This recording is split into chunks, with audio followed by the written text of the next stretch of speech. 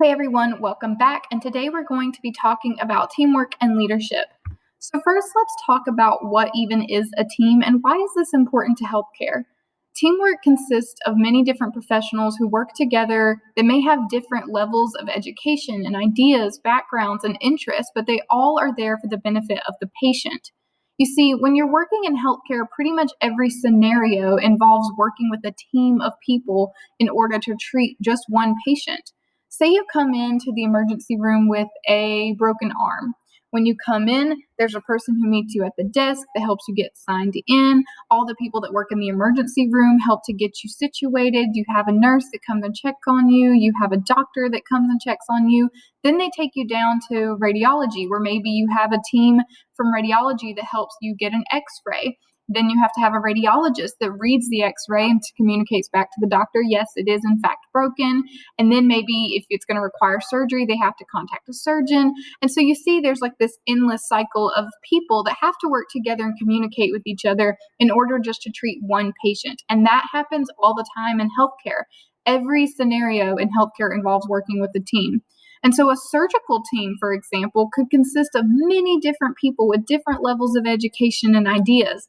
You could have the admitting clerk, the insurance representative. Then you have your nurses and your surgeons and your anesthesiologists, maybe an OR nurse that are all in the actual operating room.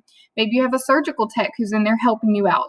After you're done with the surgery, all of those materials and supplies have to get sent down to central sterile supply, where they are going to be sterilized and prepared for the next patient in order to prevent infection control. And then you have the recovery room workers that help to take care of the patient. You have doctors who help follow up after the surgery. So you see how just one area of the hospital could consist of many different team members working together. Teamwork is important because it improves communication and continuity of care.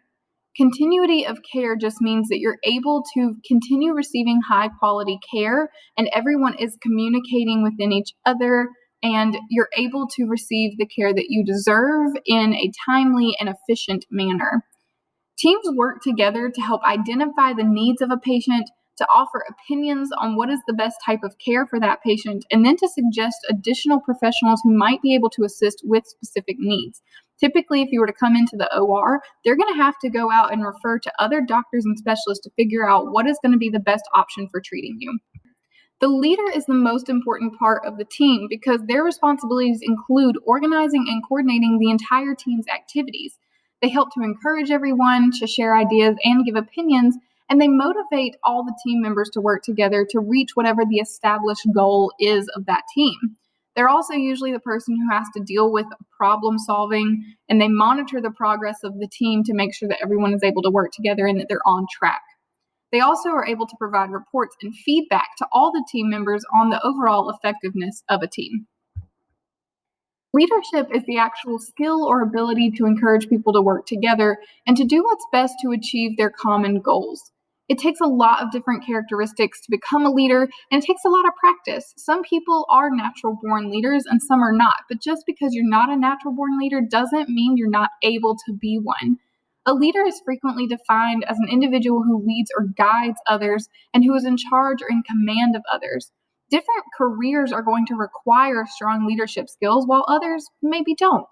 Leaders combine visions of excellence with the ability to inspire others. And anyone can learn to be a leader by making an effort to understand the basic principles of leadership. So here are some of the defining characteristics of a leader. I'm not going to read all of these to you, but you can pause here and read over them yourself. Some of the ones I do want to point out are understanding the principles of democracy. Now, when I talk about democracy, I'm not talking about Democrats versus Republicans or anything political, but just the principle of allowing people to share their voice and opinions and then making the best decision for the team as a whole. You also have to be able to work well with the group and to understand your own strengths and weaknesses, as well as be able to identify the strengths and weaknesses of the people you are working with. Communication skills are really important to becoming a good leader, as well as being able to complete tasks and show optimism. Again, you can pause here and read all of these for yourself. Okay, I had to move my camera because I was blocking some of the text on the screen, but there are 3 different classifications of leaders. A Democratic leader, again, is not talking about someone who's a Democrat versus a Republican. A democratic leader is just a type of leader who encourages the participation of all individuals in the decisions that have to be made or the problems that have to be solved. This type of leader listens to the opinions of others and is then able to base their decisions on what is going to be best for the group as a whole. This leader also allows groups to take responsibilities for their decisions and guides them. In theory, we would like to think that any president in the United States is going to show signs of a democratic leader. Now, that doesn't mean that all presidents have been democratic. That doesn't mean that being a democratic leader is the only right way to be a leader. But for the most part, we tend to see that in politics, a democratic leader is kind of the overall preferred option. A laissez-faire leader is more of like an informal type of leader. They believe in non-interference, in meaning that they don't want to interfere with others' decisions or the affairs of others. And they will really strive for having minimal rules and regulations. And they allow individuals in a group to function kind of independently as long as they are still working towards the goal. And they really don't require a lot of direction. This leader is considered kind of the hands-off policy and usually avoids making decisions until they absolutely have to do so. Now, again, just because a laissez-faire leader is kind of hands-off, this doesn't mean that they're lazy necessarily or that they don't care. It's just a different type of leadership style. And I'm actually going to give you an example in just a minute of a laissez-faire leader that we had as a president that actually did really well as a president, even though he had this type of leadership style. The last type of leader we're going to talk about is an autocratic leader, and this is often referred to as a dictator. They typically like to maintain total rule and make all the decisions for themselves and really have difficulty being able to delegate tasks to others. This leader seldom, which is very rare, asks for the opinions of others, and they like to emphasize discipline, and they expect everyone to follow their directions at all times. And individuals who usually follow this leader are following them out of fear of being punished. And I bet you all can probably think of one person in history that falls under this category. Now, this is not really the preferred type of leader. When it comes to the democratic versus laissez-faire, there's a debate about which is better, and there can be benefits to both and cons to both. But when it comes to autocratic leaders, sometimes you need this person to step in and say, this is what we're going to do if there's complete disagreement and no one can get anything done.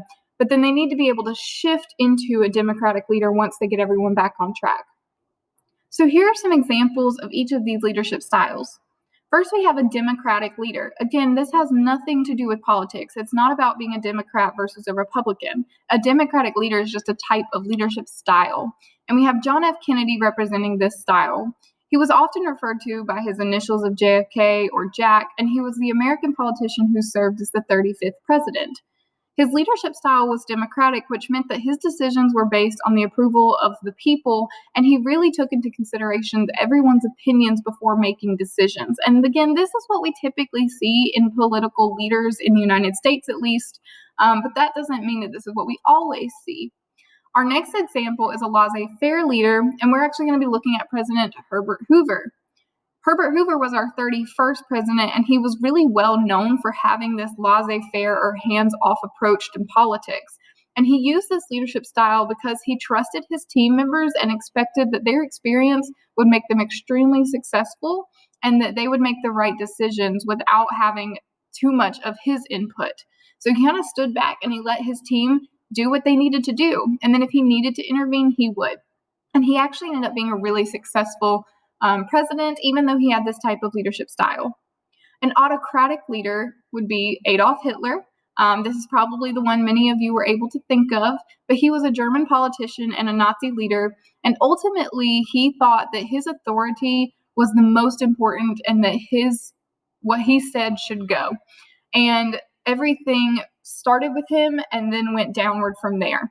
At each level, superior was to give the order. He gave orders to superiors, and the subordinates were expected to follow him. And people were so afraid of him because of the amount of power and control that he had that people just started listening to him and doing all of the terrible things that they shouldn't do because they were afraid to go against what he said. So I have a few questions for you to be thinking about. Who could be some examples of democratic, autocratic, and laissez-faire leaders that we didn't talk about in this presentation? What types of situations could be beneficial in having an autocratic leader? What about a laissez-faire leader? And what type of leadership in the United States is our government based on, and why do you think this? Okay, so I want you to stop here, kind of think about an answer to some of those questions before moving on to the rest of your activities for today. After this video, you do have a project you're going to be starting today. That project will go through next Tuesday, and I have included a video all about that project. When you click on it, it's called the Leadership Project. So when you go to click on the Canvas assignment, there will be a video explaining everything about that project in more detail, and then you have your daily journal and your daily quiz. If you have any questions, feel free to reach out to me, and I look forward to seeing you all next week. Bye, guys.